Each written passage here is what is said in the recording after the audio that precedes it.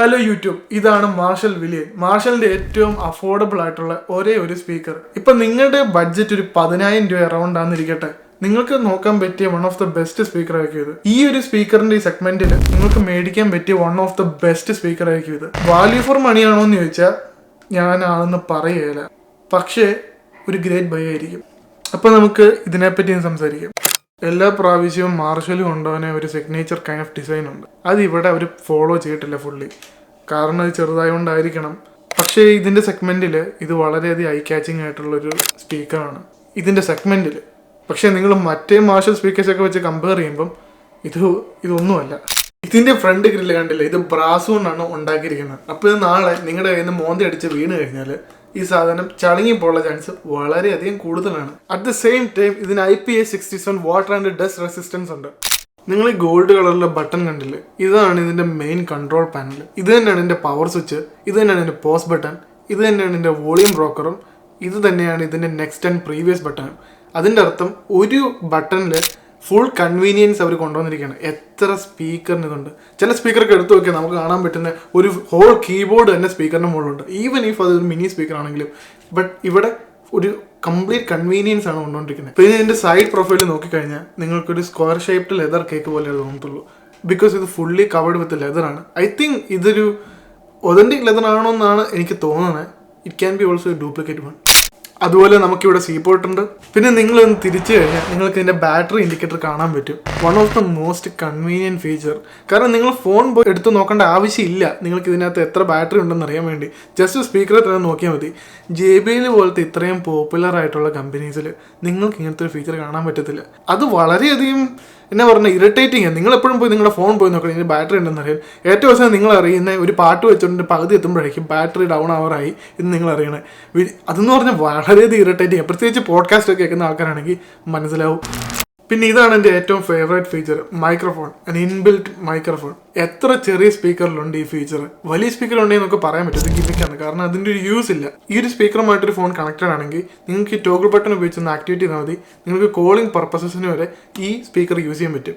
ഇത്രയും കൺവീനിയൻ്റ് ആയിട്ടുള്ള ഒരു ഫീച്ചർ ഞാൻ ഒരു സ്പീക്കറിലും കണ്ടിട്ടില്ല, which is very good. Really ശരിക്കും പറയാം, അടിപൊളിതാണ്. പിന്നെ എനിക്ക് പറയാനുള്ളത് എൻ്റെ സ്ട്രാഫിനെ പറ്റി. വളരെയധികം കൺവീനിയൻറ്റ്. മറ്റേ നമ്മൾ തൂക്കിയിടുന്ന മറ്റേ ഹുക്കില്ലേ ചെറിയ സ്പീക്കർ കാണുന്നത്, അതിനേക്കാളൊക്കെ വളരെയധികം സ്ട്രോങ് ആണ്. നിങ്ങളിത് എവിടെയെങ്കിലും ഫിക്സ് ചെയ്തിട്ട് ചുമ്മാ ഇതങ്ങ് ലോക്ക് ചെയ്ത് വെച്ചാൽ ഇത് അവിടെ തന്നെ ഇരുന്നോളൂ. അല്ലാണ്ട് ഈ കിടന്ന് തൂങ്ങത്തില്ല, തൂങ്ങി ആടത്തില്ല. പിന്നെ ഇതിൻ്റെ സൗണ്ട് ക്വാളിറ്റി. നിങ്ങൾ 100% വോളിയം കൂട്ടിയാലും ഇതിൻ്റെ 1% പോലും സൗണ്ട് ക്വാളിറ്റി നഷ്ടപ്പെടത്തില്ല. വളരെയധികം നല്ലൊരു സൗണ്ട് എഞ്ചിനീയറിങ്ങിൻ്റെ റിസൾട്ടാണത്. അത് ഇപ്പോഴത്തെ ഈ ചെറിയ സ്പീക്കറിലൊക്കെ നിങ്ങൾ നോക്കിക്കഴിഞ്ഞാൽ നിങ്ങൾക്ക് പല സ്പീക്കറിലും ഈ ഡിസ്റ്റോർഷൻ നിങ്ങൾക്ക് കാണാൻ സാധിക്കും. അതിന് എനിക്ക് ഇതിൽ നിന്ന് 1% പോലും തോന്നിയിട്ടില്ല. അതുപോലെ അത്രയും ക്ലിയർ ആയിട്ടാണ് 100% വോളിയത്തിൽ വർക്ക് ചെയ്യണത്. പിന്നെ നമ്മുടെ ഈ സ്പീക്കറിന് മെയിനായിട്ട് 3 സൗണ്ട് പ്രൊഫൈലുള്ളൂ. ഒന്ന് മാർഷൽ സിഗ്നേച്ചർ, പിന്നെ പുഷ് എന്ന് പറഞ്ഞ സൗണ്ട് പ്രൊഫൈലും, അതുപോലെ തന്നെ വോയിസ് എന്ന് പറഞ്ഞ സൗണ്ട് പ്രൊഫൈലും. ഇതിനകത്ത് മാർഷൽ സിഗ്നേച്ചർ എന്ന് പറഞ്ഞ സൗണ്ട് പ്രൊഫൈലിൽ ബേസും ഇൻസ്ട്രുമെൻ്റലും വോക്കലും ബാലൻസ്ഡ് ആയിട്ടായിരിക്കും ഇരിക്കുന്നത്.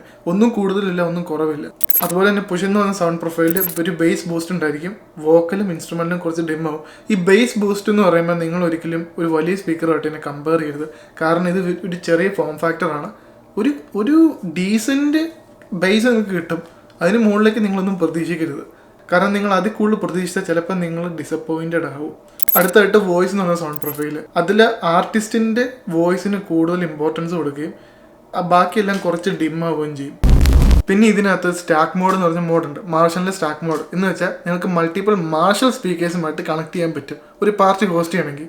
അതിൻ്റെ അർത്ഥം നിങ്ങളുടെ കയ്യിൽ ഒരു മാർഷൽ സ്പീക്കർ ഉണ്ടായിരിക്കണം, അല്ലെങ്കിൽ നിങ്ങൾ വേറെ മേടിക്കേണ്ടി വരും. ഈ സ്റ്റാക്ക് മോഡ് യൂസ് ചെയ്യാൻ നിങ്ങൾ വളരെയധികം വില കൊടുക്കേണ്ടി വരും. പിന്നെ ലാസ്റ്റ് ബട്ട് നോട്ട് ലീസ്റ്റ് ഇതിൻ്റെ ബാറ്ററി പവർ. ഏകദേശം 15 മണിക്കൂറോളം പ്ലേ ടൈം കിട്ടുമെന്നാണ് മാർഷൽസ് അവകാശപ്പെടുന്നത്. ഒരു 1.5 മണിക്കൂറത്തേക്ക് കണ്ടിന്യൂസ്ലി യൂസ് ചെയ്തു, അപ്പോഴത്തേനും ഒരു 80% തന്നു. എന്ന് വെച്ചാൽ 1.5 മണിക്കൂറിൽ 10% കുറഞ്ഞു. അപ്പം നിങ്ങൾ കണക്ക് കൂട്ടാന്നുള്ളൂ ഇതിൻ്റെ ബാറ്ററി പവർ എങ്ങനെയൊക്കെ പോകുന്നത്. അപ്പോൾ ഇതൊക്കെ തന്നെയാണ് മാർഷൽ വില്യനെ കുറിച്ച് എനിക്ക് പറയാനുള്ളത്. ഏകദേശം 4-5 ദിവസം ഞാനിത് യൂസ് ചെയ്യാൻ തുടങ്ങിയിട്ട് എന്നിട്ട് എനിക്ക് തോന്നിയ കാര്യങ്ങൾ എൻ്റെ പേഴ്സണൽ എക്സ്പീരിയൻസിൽ നിന്ന്, ഈ യൂണിറ്റിൽ നിന്ന് എനിക്കുണ്ടായ എക്സ്പീരിയൻസാണ് ഞാൻ ഇപ്പം നിങ്ങളോട് പറഞ്ഞത്. ഞാൻ ഒരിക്കലും പറയുന്നില്ല ഇത് വാല്യൂ ഫോർ മണിയാണ്. എനിക്കത് പറയാൻ പറ്റത്തില്ല, കാരണം എനിക്കെന്തോ ഇതിന് 10,000 രൂപ വില.